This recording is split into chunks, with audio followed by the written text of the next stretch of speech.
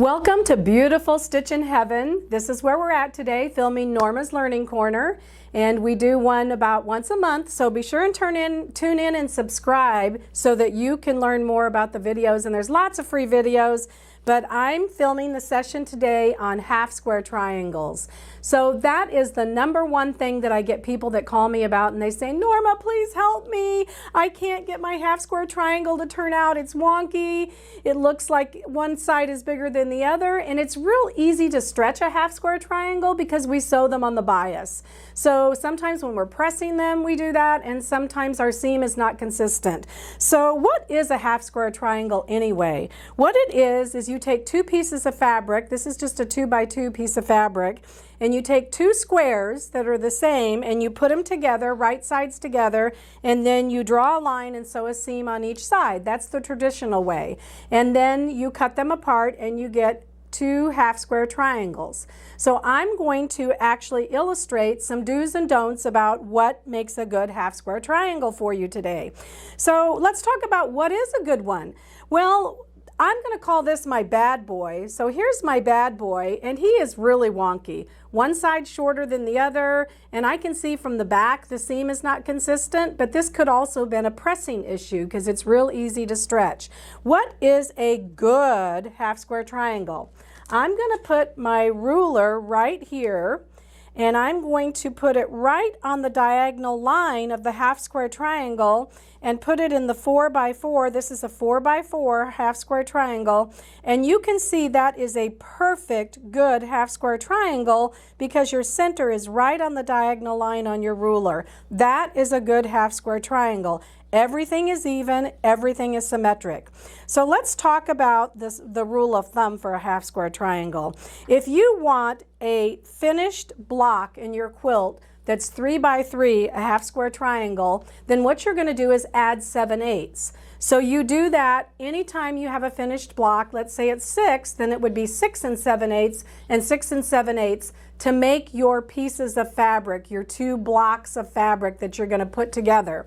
So you always go up by 7/8. That is the most accurate half square triangle according to directions. However, you need to make sure how you're going to make that. So I'm going to say finished block. Let me get this clear.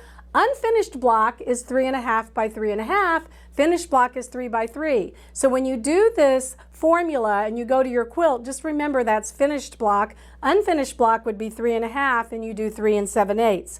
So let's go ahead and do the traditional way that we do a half square triangle. So we draw a line, and I have several ways that I can draw a line. So I have a 3 7/8 by 3 7/8, 2 pieces right here, and I'm going to put them together to make a half square triangle. So I have 2 pieces right here.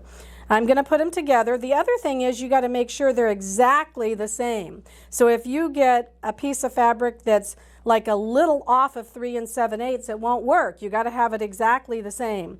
So I do a couple things. You can take a ruler and draw a line, and then do 1/4 inch on each side. But I'm going to use this fancy tool here. I really like this one. It's Quilter's Magic Wand, and they sell it here at Stitch in Heaven for $9.95. So I love this tool. I'm going to put it right in the center, and I'm going to draw a line on each side to make my line that I'm going to sew on. This is the sew line. So I'm going to do that right with a pencil, and that gives me exactly my 1/4 inch right there. Sometimes if I'm really worried about that cut line, I don't usually worry about it because I'm just going to put my ruler on and cut it, but sometimes I'll go ahead and put a dashed line, and that can be my cut line. It just gives you another reference point. So now we're going to go sew this, and we're going to go sew on the solid line 1/4 inch from the center, right? So when we go do that, you're going to say, let's sew right on the line. Wrong, wrong, wrong, wrong, wrong. You are not going to sew right on the line. Why would you not do that? Norma's going to tell you why. Because when you sew right on the line, that is an exact 1/4 of an inch. Because the ruler goes outside that 1/4 of an inch. When you draw that line, you want to sew inside that line, not on the line or outside. So let's go ahead and sew that real quick on the inside of the line just to show you. And I'm sewing right inside the line. And I'm just going to lift my foot and flip it around this way. And go again and sew right inside the line. I'm going to put a scrap piece of fabric in there, just so I have something for it to hold on to. Got pins everywhere here. All right. Now we have sewn right inside the line, and here's another example that I made for you. It's a little bit clearer on that one because this is dark fabric, but isn't that much better? It's going to be much better. You're going to have a perfect 3.5 by 3.5 because we decided that was the unfinished block. So let's go ahead and cut that apart. All righty, and then we're going to finger press it. And I usually will say finger press it, and I'm just going to do that towards the dark side. And I'm not going to press it so much today as I am just going to show you. I'm going to turn my ruler to 3.5.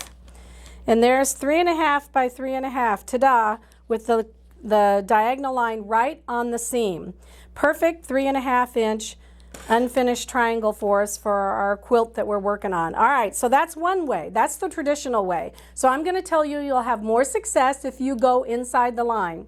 All right, another method that I like to use is I tell people we're going to follow the pattern, right? Wrong. We're not going to follow the pattern sometimes, because if it asks for 6 7/8 and you want to be really perfect with your half square triangle, when I teach class, I tell everybody instead of your 2 pieces of fabric being 6 7/8, cut them 7. Cut them 7 1/4 if you're a beginner, because it's always easier to cut them down. So I will tell you you're going to have more success if you cut them a little bigger, because that 7/8 formula means that you're making it with no mistakes. And not that you would make any mistakes, but this gives you some wiggle room. So what we need to do is make it bigger, right? So if we make it bigger, we have more success. So if you make it bigger, you also can use your foot sometimes, your 1/4 inch foot, and you don't have to actually draw so much because we've got extra wiggle room too. So all I did was draw a line down the center. So now what I'm going to do is I'm going to take and put my foot right on my edge of my foot, right on that line. And I put my foot right on that line, then I know I'm a 1/4 inch on this side, and I'm going to cut that, and I'm going to go the opposite way, and I'm going to put my foot on this line, and I'm just taking the understanding that I have used the line, and I'm going a 1/4 inch past it with my foot. So now I'm going to cut that apart, and we're going to take a look at this. And we cut that apart, then we have this half square triangle, and I'm going to push out here. Now we need it to be 3.5, right? So we know that we did extra, so it's real easy for us to take this and go ahead and trim it just like that, and then flip it, because we know that we gave ourselves a lot of extra wiggle room on this. We did actually 4.5, and honestly we did actually 4 1/4 on that one, but you actually could do just plain 4 or 4 1/4 if you're more of a beginner, because it just gives you more wiggle room. So that's another way to do it. I say start bigger and cut it down a little bit, and you'll always get an accurate half square triangle. So that is my another method for success. I want to show you about a new something that I've been using recently called diagonal tape.